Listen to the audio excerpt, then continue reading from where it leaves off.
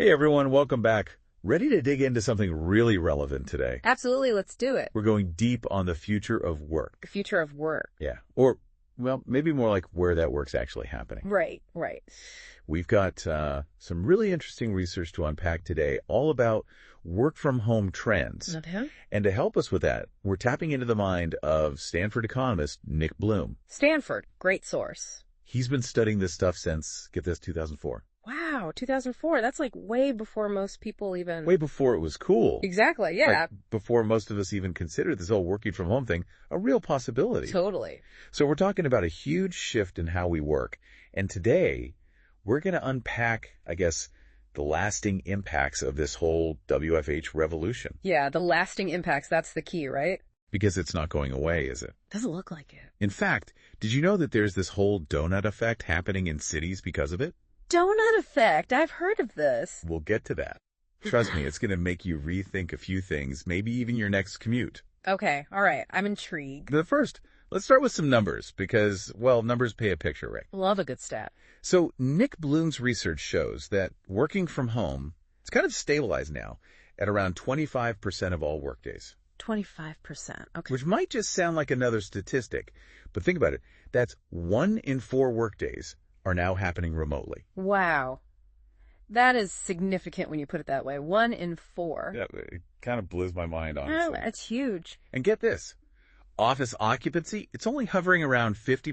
50%. So half empty then. Basically. Those big office buildings, on average, half empty. Wow. That says a lot right there. It really highlights what you were saying about this not just being a temporary thing. Exactly. This is the new normal. It really is. It's like WFH. It's not just a pandemic blip. Right. It's not a blip. It's like it actually fundamentally changed how people work. It's a fundamental shift. And I think what's really interesting is it's not the same across the board, you know? Absolutely not. We're seeing these different, almost like groups of workers emerging. Yeah, different groups, yeah. You've got your frontline workers, a lot of them in non-graduate roles who just, they don't have as much flexibility. It's just the nature of the work. Right, essential workers, that kind of thing. Yeah, exactly. And then you've got your like professionals, your managers, mostly graduates, and they're the ones really driving this whole WFH trend. It makes sense. Especially in fields like tech, finance. Yeah, we've seen that. And then, of course, you can't forget those specialized roles, you know, IT, payroll, often filled by contractors. They've always been kind of location independent. Right. So it's fascinating to see how it's all playing out differently for different folks. Yeah, definitely. And here's a global stat that really jumped out to me. North America, the UK, and Australia, they're like leading the WFH pack. Interesting. The UK, North America, Australia. Yeah, is there something unique about those regions? Like, what's going on over there? Well, it makes you wonder, doesn't it? It does. What is it? Is it something in the water? Yeah. Or maybe it's those flat whites they're always raving about. Maybe. But seriously, while those regions do have, really strong tech sectors. Which tends to be more open to remote work. Exactly. But it's more nuanced than that, I think. It's also about cultural factors, and how companies in those areas are adapting their management styles. Mm-hmm. There's been a lot of talk about focusing on outcomes. Outcomes over, like clocking in and clocking out. Exactly. That makes sense. So it's not just about the type of work itself, but also the overall work culture. Yes. It's about trusting employees to get the job done. Wherever they are. Exactly. And that trust is so key, especially when you consider the 4 main things driving people's preference for WFH. Mm-hmm. Happiness, productivity, needing more space, and access to a wider talent pool. Okay, so let's unpack those because it seems like there's a lot to dig into there. It sounds like companies are realizing that a happier employee is a more productive employee. Absolutely. And you know what? The data backs that up, which is interesting because you might think that needing more space or wanting to hire from anywhere would be the biggest drivers. Yeah, you would think. But actually, it's happiness and productivity that top the list. Really? Yeah. People are choosing remote or hybrid work because it makes them happier and more productive. It makes you think if you're less stressed, more content, you're probably going to be more focused at work, right? Exactly. Makes perfect sense when you put it like that. It's a no-brainer. Yeah. And the research on employee happiness is pretty wild. People value hybrid work arrangements as much as an 8% pay raise. 8%? That's a significant chunk of change. Right. So it's not just about the money. It's also about having more control. Autonomy. Yes. over your time, your schedule, your environment, everything. Plus, let's be honest, who wouldn't want to skip that soul-crushing commute a couple of days a week? Oh, tell me about it. I think we've all been there. For sure. But it's not all, like, smooth sailing with WFH, is it? There's got to be challenges that come with managing a hybrid workforce. You're absolutely right. It's not as simple as just saying, okay, everyone work from home a few days a week. Companies are still figuring it out. Like, how do you keep that collaboration going? Collaboration, communication, it's tough. And then there's the question of fairness in performance reviews. Yeah. How do you compare remote and in-office employees? Right. It's tricky. It's a learning curve, for sure. Which, actually, speaking of learning curves, let's circle back to that donut effect you mentioned earlier. Oh, yes, the donut effect. It sounds like a whole other can of worms. It kind of is. Yeah. For those who maybe missed it, what is the donut effect? And how does it all tie into this WFH world we're living in? Right. So imagine a donut. Okay, I'm picturing it. The center, the downtown core, it's hollowed out. Okay. While the ring around it, the suburbs, they're thriving. That's the donut effect. Interesting. So less in the city, more in the suburbs. Exactly. And the numbers are pretty mind-blowing. Nick Bloom's research found that almost 1 million people have moved out of major U.S. city centers since the pandemic started. 1 million people? Yeah. Wow. That's a mass exodus. It is. And it's not just about needing a home office. Right, because 1 million people, that's a whole lot of empty coffee shops. It is. It's way more nuanced than just needing space, though. It has to do with spending habits, too. Okay. How so? Well, think about those worker groups we talked about earlier. People who can work remotely, they often have more disposable income, right? Right. Makes sense. So where are they spending that money? Not so much in those pricey downtown places. Suburban retail is booming because people are spending more time closer to home. Interesting. It's all connected. You change where you work. It impacts where you live, how you spend your money. It's like a domino effect. Exactly. A domino effect. And on an individual level, suddenly that hour-long commute doesn't seem so appealing when you could be using that time differently, right? Right, exactly. And it's not even just where people are choosing to live, it's how far they're willing to be from the office, or if they even need to be near an office at all anymore. Right. The average U.S. employee now lives 27 miles from work. Before the pandemic, it was only 15. 27 miles, that's quite a difference. It is. So it's not just individuals moving to the suburbs, it's companies rethinking their whole approach to hiring. Yeah, they can cast a wider net now. Exactly. Companies can now access this huge talent pool because they're not limited by geography. And speaking of which, this is where the impact of WFH on disability employment is incredible. Yeah, tell me more about that. So there's been a huge surge in disability employment since the pandemic. 2 million more people with disabilities have jobs now. Wow, 2 million, that's huge. It's huge. And it really speaks to the power of flexibility in creating a more inclusive workforce. It really does. Because remote work removes so many barriers. Right, for people who maybe struggled with traditional work environment. Exactly. It's a win-win. Yeah. For individuals and companies. I love a win-win. Mm-hmm. Speaking of unexpected winners, we can't forget the impact on leisure activities. Remember that golf effect we talked about? Oh, yeah? The golf effect? I have to admit, when I first heard about this, I thought it meant everyone was becoming a professional golfer. Yeah. Everyone's hitting the links. I was picturing those office buildings like ghost towns because everyone was out on the golf course. It's not quite there yet. Okay, good. But weekday leisure activities have definitely seen a massive surge since WFH took off. We're talking 178% increase in Wednesday afternoon golf outings alone. 178%. Okay, so maybe those offices are getting a little empty on Wednesdays. But why Wednesday? Is there something special about Wednesdays? Well, I haven't uncovered any secret golfer discount clubs yet, but... Hey, just checking. It makes sense, though, right? It's all about that flexibility. Right. People have more control over their schedules. Exactly. And who wouldn't want to sneak in a round of golf when it's less crowded? Maybe even snag a weekday deal. Right. Avoid the weekend rush. It's smart. Yeah. And it's not just golf, right? It's the ability to enjoy those activities on your own terms. Yes, exactly. Not just squeezed into a weekend. We've covered so much ground today, from the rise of WFH and that whole donut effect to a more inclusive workforce, and even a surprise surge in weekday golf outings. It's a wild world out there. It really is. And this is just the beginning.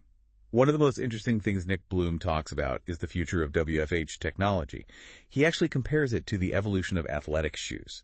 Interesting analogy. Okay, remember when sneakers were just for, well, athletics? Right, for actual sports. And now, I basically live in my sneakers. Me too. So what's he saying? Well, Just like athletic shoes went from this niche thing to everyday wear, think like the rise of Nike swoosh, right? Bloom thinks WFH tech will be the same. Okay, so it'll become more integrated into our lives. Exactly. In ways we probably can't even imagine yet. That's both exciting and a little bit scary, right? Yeah, totally. Like, are we talking beaming ourselves into virtual reality meetings? Maybe. Imagine virtual reality meeting rooms that feel so real you can practically high-five your colleagues. Or holographic presentations. That was more PowerPoint. Maybe not. And AI assistants that help us manage our work-life balance, which, let's be honest, is only going to get more blurred. That's a good point. So it's about making WFH not just possible, but actually engaging. And seamless. But it does make you think, if work tech is everywhere, will we ever really be able to switch off? That's the big question, isn't it? Where do we draw the line? Exactly. It's about being mindful, setting boundaries, prioritizing our well-being. Because even if work can happen anytime, anywhere, we still need time to recharge, connect with people, enjoy life beyond the screen. Couldn't have said it better myself. It's a future full of possibilities, but like any big change, it's up to us to shape it in a way that works for everyone. 100%. We have to be intentional about it. Absolutely. If there's one thing this conversation has shown, it's that the future of work is anything but predictable. But what we do know is this. WFH, or at least some form of flexible work arrangement, it's here to stay. It's here to stay. And its impact, it's massive. It affects everything, from where we live and work to how we spend our free time, who we connect with. It's true. So as we wrap up this part of our deep dive, I want to leave you with this question. How has WFH, or even just the trends it's driving, already impacted your life? Just something to think about. Yeah, chew on that for a bit. What might the future hold for you and for the world around you? We'll continue to explore these questions and more as we move on to part 2 of our deep dive. But for now, thanks for listening.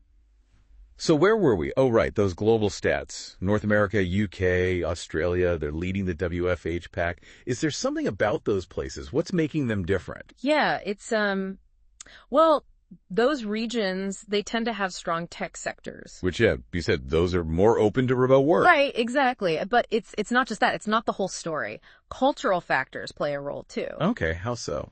Well, it's how companies are adapting, their management styles for this new world of work. So it's not just about the tech itself, but how they're managing people who use the tech. Right, exactly. Like, for example, there's this focus on outcome-based work. Okay, so less about clocking in and out. Yeah, it's more about, did you achieve the goals? Did you get the work done? Not just how many hours were you in the office? Which, I mean, that makes a lot of sense, especially with remote work. You can't really track someone's every move. Exactly. And you shouldn't want to, right? It's about trust. Right. Trusting your employees to do the work wherever they are. Exactly. And that trust, it's so important, especially when we think about the reasons why people are choosing to work from home. Yeah, we were going to unpack those, weren't we? Right. So we've got happiness, productivity. Those are big ones. Needing more space, and then access to a wider talent pool. Okay, so those are the big 4. Yeah. And it seems like companies are realizing that, happier employees, they're probably going to be more productive. Right. And the research actually backs that up. It's funny, though, because you'd think, needing more space. Yeah. We're just wanting to hire from anywhere. Exactly. You'd think those would be the biggest factors. For sure. But it's actually happiness and productivity that are the top reasons people choose remote or hybrid work. Interesting. It makes you wonder, if you're happier, less stressed, are you just naturally going to be more focused at work? Right. It makes sense. When you're not worried about, your commute or office distractions, you can really focus. It's like having that mental space to actually do your best work. Exactly. And the research on employee happiness, it's pretty incredible. Did you know that studies have shown people value hybrid work arrangements as much as an 8% pay raise? 8%? That's wild. A lot of money. It shows you it's not just about the salary anymore. Right. It's about that flexibility, that autonomy. Yes. Control over your time, your schedule, where you work, all of it. Plus, let's be real, who wants to deal with that rush hour commute every single day? The worst. I think we've all been there. Definitely. But it's not always easy, right? Managing a hybrid workforce, that's got to come with its own challenges. Oh, absolutely. It's not as simple as just saying, okay, everyone work from home a few days a week. There's a lot to figure out. Like what? What are companies struggling with? Well, collaboration, for one. Right. How do you keep people connected when they're not in the same room? Exactly. And communication in general. Right? It's so easy for things to get lost in translation when you're relying on emails and Slack messages. For sure. And then there's performance reviews. Right. How do you make sure you're being fair when you've got some people in the office and some people remote? Right. It's hard to compare those sometimes. It's like comparing apples to oranges. Exactly. It's a learning curve for everyone, that's for sure. But speaking of learning curves, let's circle back to that donut effect we mentioned earlier. Oh, yeah, the donut effect. We have to explain that. Right. So imagine a donut. Okay, I'm picturing it. The center, the downtown core, it's empty, hollowed out. Okay. And the suburbs, the ring around the city, they're thriving. So it's like the city center is a ghost town. Kind of, yeah. Oh. It's a way to visualize it. And the numbers are pretty crazy, actually. Like Nick Bloom's research, it found that almost 1 million people have moved out of major U.S. city centers since the pandemic started. 1 million people, that's a lot. It's huge. And it's not just about needing a home office. It's more nuanced than that. Okay, so it's not just as simple as people needing more space. What else is going on? Well, it's about spending habits too, right? Okay, yeah. People who can work remotely, they tend to have more disposable income. Right, because they're not spending as much on commuting, maybe? Exactly. And where are they spending that money? Not so much in those downtown areas anymore. Suburban retail, it's booming. Interesting. So it's all these little changes adding up to big shifts in the economy. Right, exactly. So it's not just where people are working, but where they're spending their money. It's this whole chain reaction, you know? Right, like one change leads to another, and suddenly the whole landscape is different. Exactly. And think about it on a personal level, suddenly that hour-long commute doesn't seem so appealing anymore. No kidding. Not when you could be using that time for something else. Right. Exactly. And, you know, it's not even just where people are choosing to live, but also how far they're willing to be from the office, or if they even need to be near an office at all anymore. Right. Because companies are hiring from further away, too. Exactly. The average U.S. employee now lives 27 miles from work. Before the pandemic, it was only 15. Wow. That's a big difference. It is. So we're not just seeing people moving to the suburbs. We're seeing companies completely rethink how they hire. Right. They can cast a wider net now. Exactly. And because of that, companies can now tap into this much larger pool of talent. And this is where the impact of WFH on disability employment is just remarkable. Yeah, you mentioned that earlier. Tell me more about that. So since the pandemic, we've seen this huge surge in disability employment. 2 million more people with disabilities are employed now. Wow. 2 million. That's incredible. It really is. And it speaks to the power of flexibility, right? Creating a more inclusive workforce. Absolutely. It removes so many barriers for people. Exactly. Barriers that might have prevented them from working traditional jobs. Right, like long commutes and flexible schedules, things like that. Exactly. So it's a win-win for everyone involved. I love those. But speaking of unexpected winners, we can't forget the impact on leisure activities. We got to talk about that golf effect. Oh, yeah. The golf effect. When I first heard about this, I have to admit, I pictured everyone becoming a professional golfer. Haha, right. Everyone's out on the green. Like those office buildings are ghost towns because everyone's on the golf course. Well, not quite. But weekday leisure activities have definitely increased since WFH became more common. Yeah, people have more free time, or at least more flexibility with their time. Exactly. And we're seeing a 178% increase in Wednesday afternoon golf outings alone. Wow, 178%, that's huge. But why Wednesday? Is there something special about Wednesday golf? Well, I haven't found a secret Wednesday golf club yet, but... Okay, good to know, just in case anyone's listening and knows about it. Haha, right. But it makes sense though, right? It's that flexibility. Right. People can take a long lunch, sneak in 9 holes. Exactly. The courses are less crowded. You might even get a weekday deal. Oh yeah, that's a good point. Avoid that weekend rush. And it's not just golf, it's everything. Right. Going to the movies, hitting the gym, all those things that used to be reserved for the weekend. People are realizing they have options now. So, wow, we've covered a lot of ground today. The rise of WFH, that whole donut effect, a more inclusive workforce, and a surge in Wednesday afternoon golf outings. It's a brave new world out there. It really is. And it's only just the beginning. One of the most interesting predictions Nick Bloom makes in his research is about the future of WFH technology. Oh yeah, what does he see happening? Well, he compares it to the evolution of athletic shoes, which I thought was interesting. Okay, so like how sneakers went from like specialized gear to everyday wear. Exactly. Think about the rise of Nike, that whole swoosh phenomenon. Right. Everyone has a pair now. Exactly. And Bloom thinks the same thing will happen with WFH tech. It'll become more sophisticated, more integrated into our lives. Okay, so like even more so than it is now. Right, in ways we probably can't even imagine. That's kind of exciting, but also a little bit like, whoa, what does that even look like? Right. Are we talking like beaming ourselves into virtual reality meetings? Maybe. Imagine like virtual reality meeting rooms that are so real, you can practically high-five your colleagues. That'd be pretty cool. No more awkward Zoom calls. Right. Or holographic presentations. No more boring PowerPoint slides. Okay, I'm sold. Sign me up for the holographic presentation. Right. And then, AI assistants that help us manage our work-life balance. Yeah, because that's only going to get more and more blurred, those lines. Exactly. So it's not just about making WFH possible, it's about making it even more engaging. Seamless, futuristic, the whole package. Exactly. But it does make you think, like, if work technology is everywhere, will we ever really be able to switch off? That's the million-dollar question, isn't it? It's exciting, but also a little bit daunting. It is. We have to be mindful about setting boundaries, prioritizing our well-being, making sure we're not always on. Right. Because even if work can happen anytime, anywhere, we still need time to recharge, to connect with people in real life, to enjoy life beyond the screen. So well said. It's a future full of possibilities. But like any big shift, it's really up to us to shape it in a way that works for everyone. 100%. We have the power to decide how this all plays out. Absolutely. If there's one thing we've learned today, it's that the future of work, it's unpredictable. Totally unpredictable. But one thing's for sure. WFH, or at least some form of flexible work, it's here to stay. It's the new normal. And its impact is huge. It affects where we live, how we work, how we spend our free time, everything. That's a whole new world. It really is. Yeah. So as we wrap up this deep dive, I want to leave you with this. How has WFH, or even just the trends it's driving, already impacted your life? Something to think about. What might the future hold for you and for the world? Thanks for joining us for this deep dive into the future of work, and we'll see you next time.